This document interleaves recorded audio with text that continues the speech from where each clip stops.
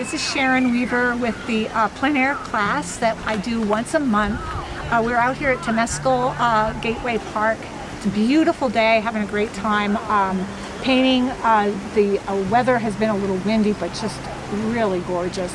And I'm trying to get people to understand the method involved in painting plein air, and it is unique unto itself. So I hope you'll join me and come out and paint in nature. It's really the best way to learn.